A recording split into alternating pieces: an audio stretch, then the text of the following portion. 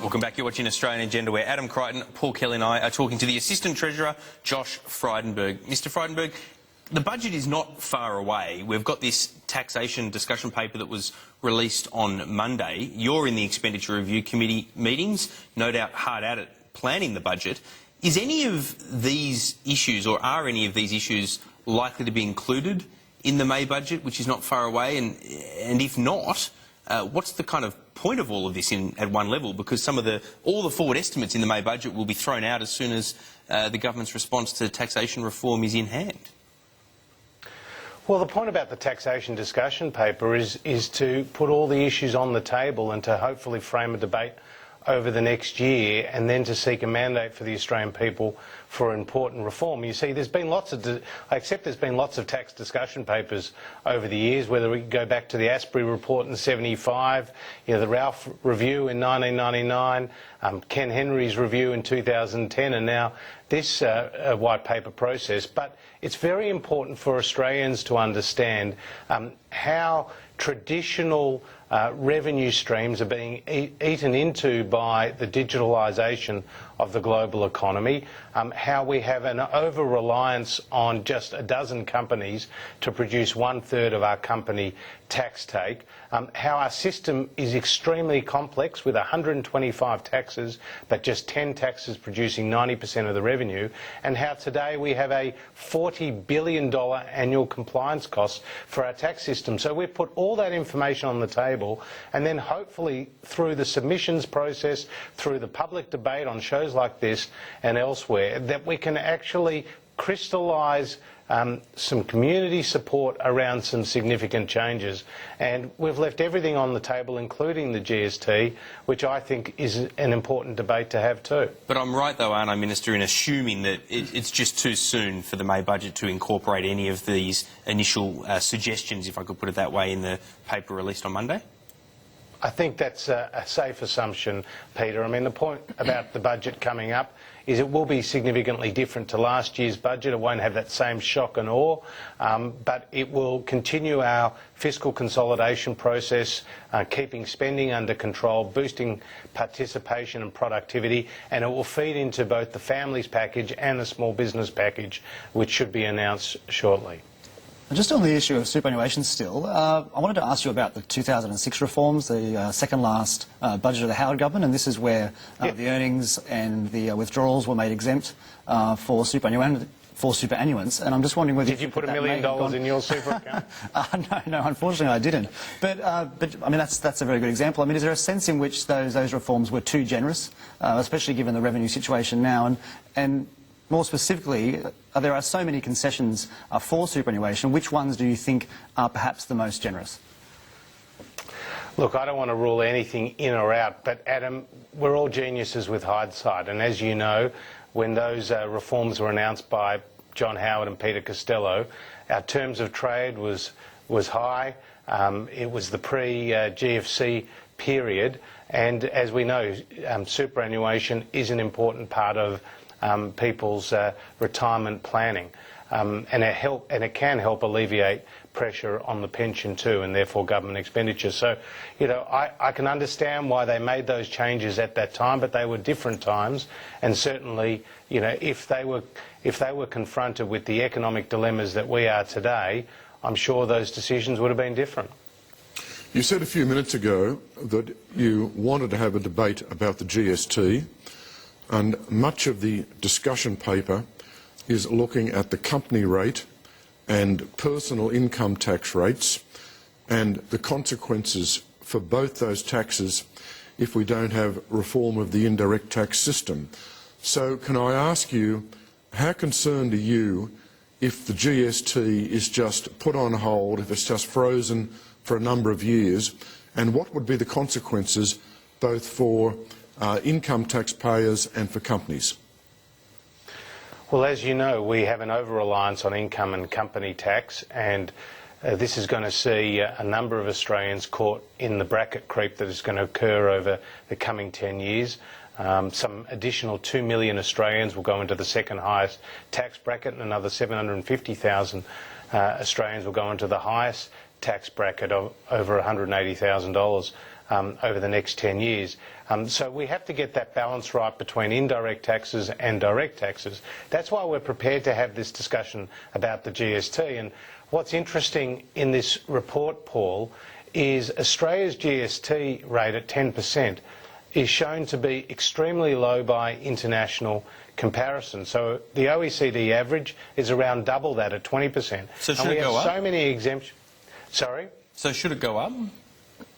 Well, we're saying let's have a debate about Australia's GST versus the world, and let's see where community opinion is. But as Tony Abbott has said, it's practically so difficult to change the GST because you need the support of all the states and territories, Peter, as well as the support of the federal Labor opposition. And I thought, Labor really showed its true colours by ruling out any discussion about the GST before the paper was even released. I mean, how outrageous is that? This is Australia's third largest tax. It produces $56 billion a year. All the money goes to the states, and we're exempting 47% of our consumption from the...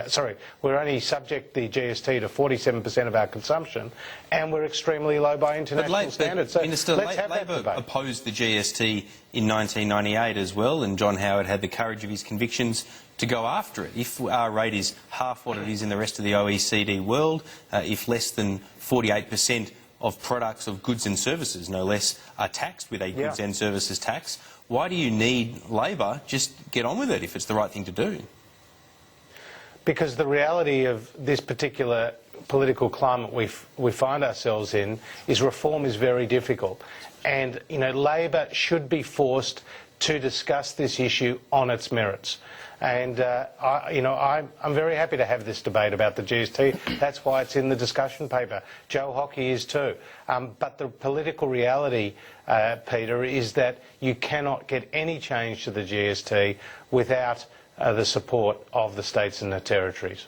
But surely, Minister, it's federal legislation, so you don't actually need the support of the states at all. You could just raise the GST, or you could change the base, and you could give all the extra money to the states. I'm sure that they're not going to say no if you suddenly gave them more money, and you could reduce their tide grants on the other side. So isn't it wrong to be telling people that you do need the support of the states and territories? And then secondly, just in terms of a choice between broadening the base of the GST and lifting the rate, which would you prefer to do in an ideal world? Which is the least economically damaging? Well, Adam, you actually know that's wrong what you said, because there is agreements with the states and the territories on the GST, which does require their support. So actually, that is a mandated requirement. But they're just gentlemen's agreements, right? They're not law. No, they're requirements under our legislative obligations is to get those agreements from the states and the territories. But in terms of, lifting the rate or broadening the base, let's have that discussion, and let's put all the facts on the table and see where the cards fall. But Labor, by vacating this field, I think has shown its true colours. Can I ask you this, Josh Frydenberg? You've been, ever since taking over the position of Assistant Treasurer, quite vocal about the need to make some adjustments to the GST. You've talked about it in relation to online goods. Why won't the rest of your colleagues follow you over the trench top on this issue? Well, I certainly continue my position on that one, because we're seeing a massive increase in the number of online overseas purchases, and they are exempt from the GST as long as the purchases are under $1,000. Now, Joe Hockey, in a speech to the IPA during the week, pointed out that the clothing manufacturer in the United Kingdom called ASOS sends 4 cargo planes a week of its materials, of its clothing, into Australia, the majority of which is GST free. So we've got to the situation where the GST is actually optional for those online purchases under $1,000. Now, if you look around the world, they have much lower thresholds than Australia. In the United Kingdom, the threshold is £15. In Canada, it's 20 Canadian dollars. In New Zealand, it's less than half of what it is in Australia. So I think we do need to look at this issue, particularly as the compliance costs have come down significantly with new technology. And again, that's one issue that is flagged at length in this discussion paper.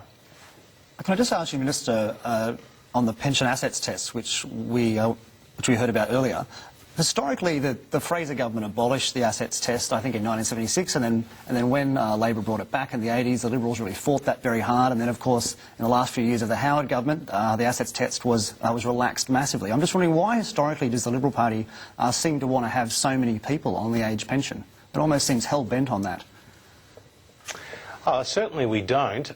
We would like to reduce the government burden from the number of people who are on the age pension, and superannuation's part of that, but it's not the whole answer. But certainly we're very conscious of the increasing and spiralling costs of the pension. Look, we've said the personal home is off limits when you're looking at the assets test.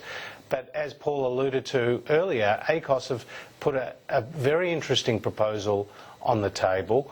And what is interesting about it is they're acknowledging that there is an issue on the spending side. It's not all about the tax side, which is where Labor is coming from the whole time, just higher taxes. Well, there is an issue on the spending side.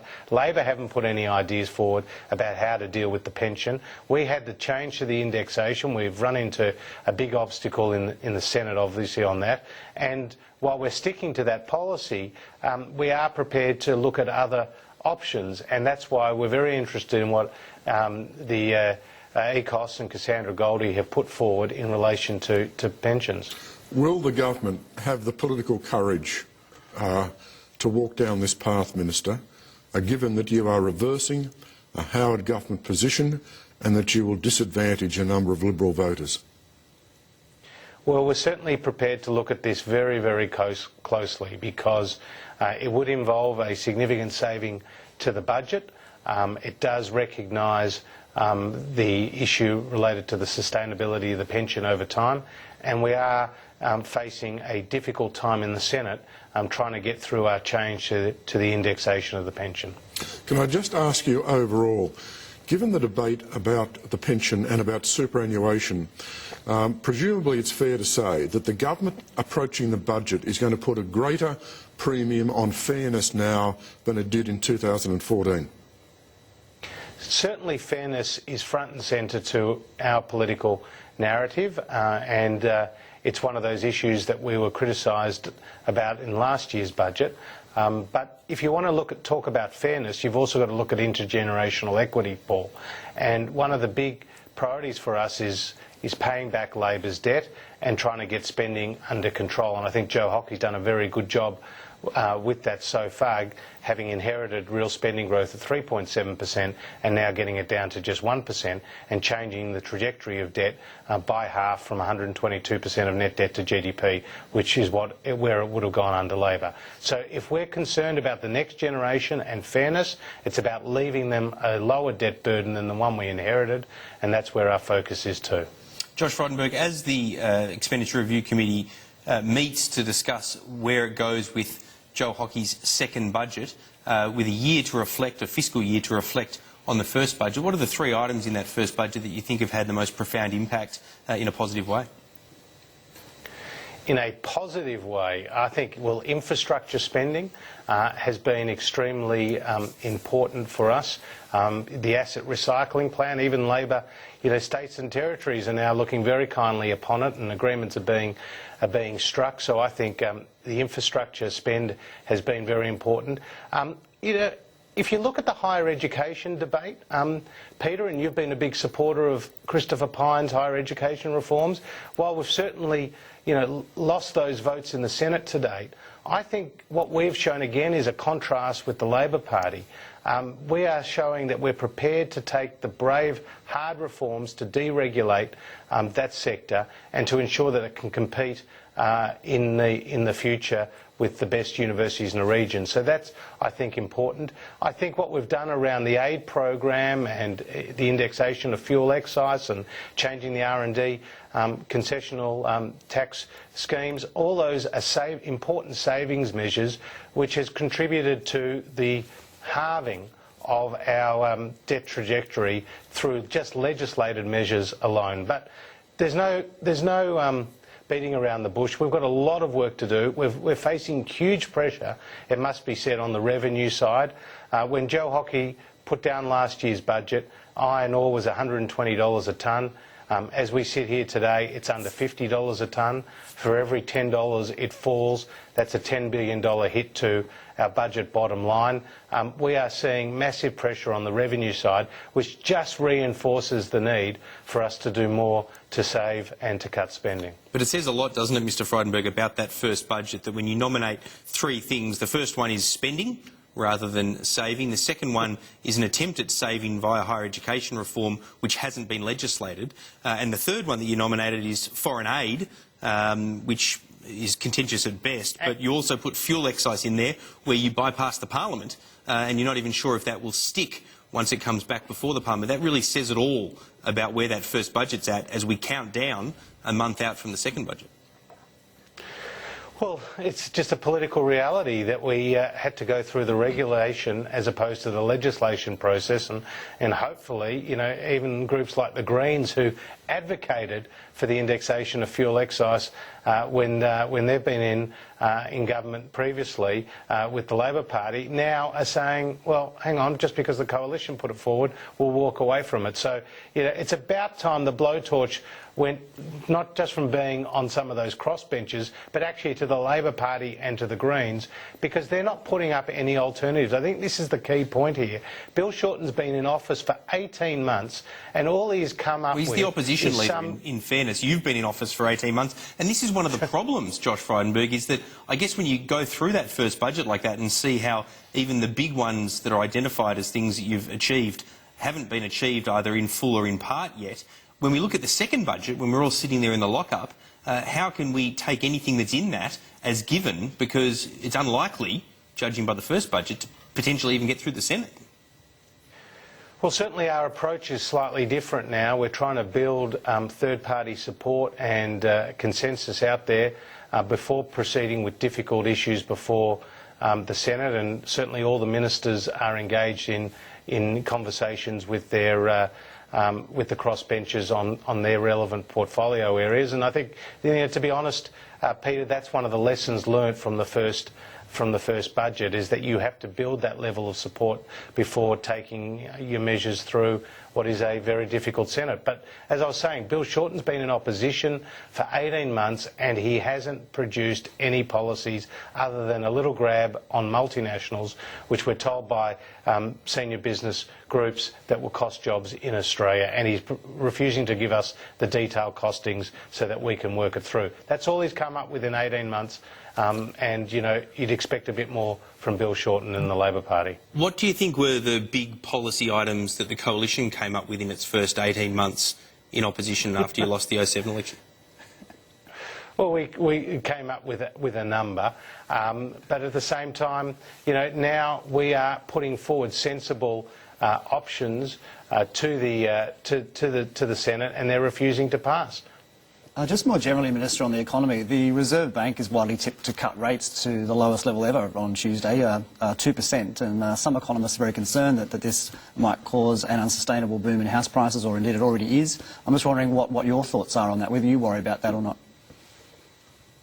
Certainly we're looking at the housing market like the Reserve Bank is and saying, you know, it is pretty hot at the moment, but that's due to a number of factors, including a number of overseas buyers in the domestic residential property market as well as in the commercial real estate market. But these are decisions for the Reserve Bank to take. But as you know, during the height of the GFC, when the Reserve Bank reduced interest rates, they were talking about emergency low levels at 3%. Now we're at 2.25, and as you say, it could even go lower. So these are extremely low interest rates, but it's also good news for Australian households, because if you're on a $300,000 typical mortgage for the average Australian family, a 25 basis point cut in interest rates could be worth something like $1,000 a year to your household budget. Yeah, the Liberal Party always said that that rates would always be lower when it was in government. I mean, do you still kind of stand by that assertion? Is it still a unequivocally good thing that interest rates go ever lower? I mean, what if they go to 1%, like some economists are tipping? Is that a good thing? Is that something we should be looking forward to? Well, Adam, you have to look around the world, and interest rates are much lower in various parts of Europe and elsewhere. So this is sort of out of our hands now, but what we're saying is if spending will be lower under us in terms of government spending, then this can reduce, put less pressure on inflation and can have a consequent impact as well on interest rates as well. Just finally, Josh Frydenberg, I mean, it is an interesting issue, this whole debate about whether lower interest rates are good or not, because the self-funded retirees who are potentially going to be hit with adjustments to superannuation or the pension and so forth, they're already, in a sense, struggling with low interest rates. If you're owning a home and you've got a mortgage, fine, low interest rates are a good thing, particularly in a booming property market environment, but they are a problem at the other end of the scale. What can a government do about that, or is that just a case of, the monetary policy is what it is? Well, you're certainly right. There are winners and losers from lower interest rates, and one of the things that the Labor Party again did to self-managed super funds is they increased the taxes on it. We've never done that. In fact, we've been a big supporter of self-funded retirees and their self-managed super funds, because this is a policy that came in during the Howard government. There is now more than 1 million people with self-managed super funds. But one of the big benefits for them right now has been the strong equity markets, and they have been getting to record highs, and consistently so, and the dividend yields are very high for particular companies like the banks and Telstra and others, which are held by self-funded retirees. So yes, while they might be losing at a time of low interest rates, they're benefiting at a time from strong equity markets. Josh Frydenberg, you've been generous with your time. We appreciate you coming in to talk to us on this Easter Sunday. Thanks very much. Great to be with you, gentlemen. We're going to take a break here on Australian Agenda. When we come